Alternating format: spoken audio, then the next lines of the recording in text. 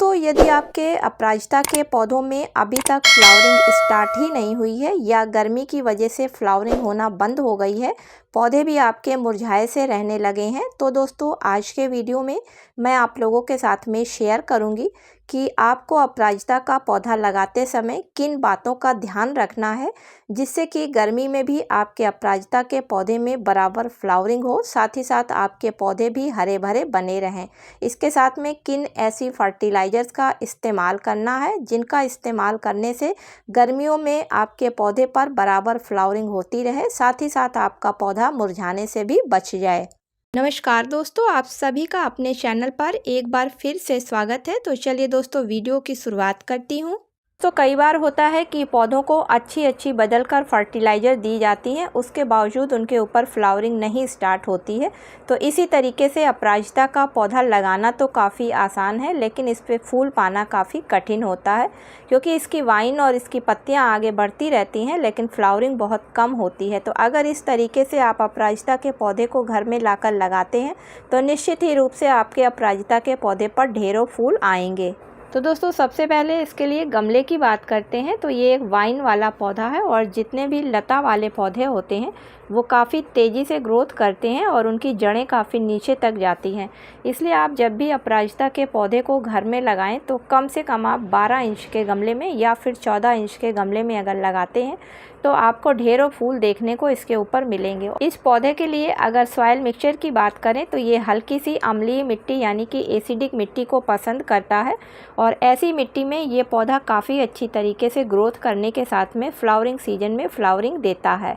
तो जब भी आप इसके लिए सॉइल मिक्सचर को तैयार करें तो मिट्टी को हल्का सा एसिडिक ज़रूर बनाएं। इसके अलावा समय समय पर आप मिट्टी में ऐसी फर्टिलाइज़र का इस्तेमाल करें जिसमें कि हल्का सा एसिड पाया जाता है। दोस्तों अगर अपराजिता के पौधे के लिए पानी की बात करें तो अपराजिता के साथ साथ बोगनवेलिया, ये दो ऐसी बेल वाले पौधे हैं जिन्हें कि अगर ज़्यादा पानी दे दिया जाता है तो पौधे तो काफ़ी हरे भरे और घने रहते हैं लेकिन इन पर फ्लावरिंग बहुत कम होती है। तो आप अपराजिता के पौधे को गर्मी में पानी रोज़ दें और इसकी मिट्टी में हल्की सी नमी बनाकर रखें, लेकिन जो मिट्टी सूखने ना पाए। इसके अलावा दोस्तों अगर आपने इसको गमले में लगा रखा है तो इसको ज़्यादा ऊपर हाइट में ना बढ़ने दें क्योंकि ये तेज़ी से ग्रोथ करती है और अगर ज़्यादा ऊपर हाइट में चली जाती है तो गमले में लगे होने की वजह से सब कुछ इसके पास सीमित मात्रा में होता है, इस वजह से भी इस पर फ्लावरिंग नहीं होती है। तो बीच बीच में आप इसको कटिंग करते रहें और लकड़ियों को सहारा देकर गमलों में चारों तरफ इसको पौधे को फैला दें। अपराजिता के पौधे पर फूल आने के बाद में तुरंत फलियां बननी स्टार्ट हो जाती हैं और जैसे ही फलियां बननी स्टार्ट होती हैं अपराजिता का पौधा अपनी ग्रोथ को रोककर सारी अपनी एनर्जी जो है उन फलियों को बनाने में और उनको बढ़ाने में लगा देता है। इसलिए अगर आप पौधे से अच्छी ग्रोथ के साथ में अच्छी फ्लावरिंग चाहते हैं तो जैसे ही फ्लावर फूल जाता है तुरंत आप उसको उस जगह से हटा दें।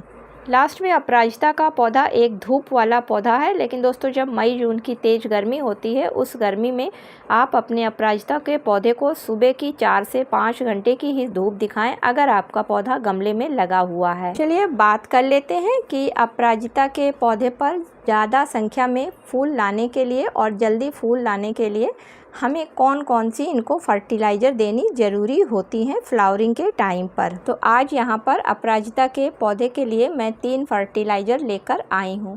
तो पहली फर्टिलाइज़र हमारी वर्मी कंपोस्ट खाद है। वर्मी कंपोस्ट खाद में फ्रेंड्स नाइट्रोजन, फास्फोरस, पोटेशियम के साथ साथ बहुत से ऐसे माइक्रो न्यूट्रिएंट्स भी पाए जाते हैं जो कि पौधे की ज़रूरत के लिए काफ़ी ज़रूरी होते हैं और नाइट्रोजन की वजह से अपराजिता के पौधे की ग्रोथ काफ़ी अच्छी होगी।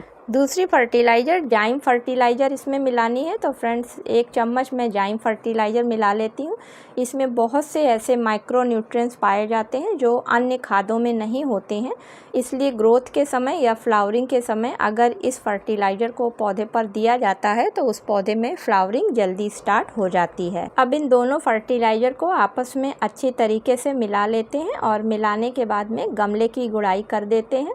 गमले में अगर किसी प्रकार का कोई खरपतवार है तो उसको हटा देते हैं और हटाने के बाद में इस फर्टिलाइज़र को मिट्टी में अच्छी तरीके से मिला देते हैं। अब इसमें पानी की जगह जो हम लिक्विड फर्टिलाइज़र बनाकर डालेंगे तो उसको बनाने के लिए आप एक मीडियम साइज़ के प्याज को ले लें और उसको छोटे छोटे टुकड़ों में कट कर लें।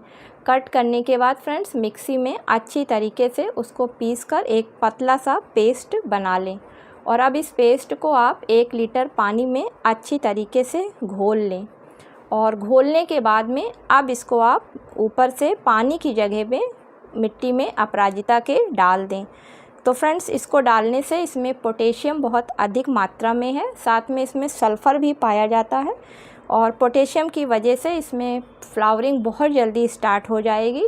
दूसरा, सल्फ़र की वजह से पौधे की जड़ों में अगर किसी तरीके के बैक्टीरिया लगे हैं तो वो हट जाएंगे, क्योंकि अक्सर जितनी भी फली वाले पौधे होते हैं उनमें जो जड़ें होती हैं वो गांठ के रूप में पाई जाती हैं, जिनको कि नोड्यूल्स बोलते हैं। और इसमें बैक्टीरिया आ जाते हैं जो कि इनकी जड़ों को खाते रहते हैं, जिसकी वजह से मिट्टी के पोषक तत्व जो हैं वो पौधे तक नहीं पहुंच पाते हैं और पौधे पर फ्लावरिंग नहीं हो पाती है। तो फ्रेंड्स, अगर आपके अपराजिता के पौधे पर अभी तक फ्लावरिंग स्टार्ट नहीं हुई है तो प्याज की लिक्विड फर्टिलाइज़र हर 15 दिन के अंतर पर एक बार आप दें तो आप देखेंगे आपके अपराजिता के पौधे पर बहुत जल्दी फ्लावरिंग स्टार्ट हो जाएगी। उम्मीद करती हूँ कि आज का वीडियो आप लोगों को पसंद आया होगा। अगर दोस्तों पसंद आया हो तो इसे लाइक और शेयर करें।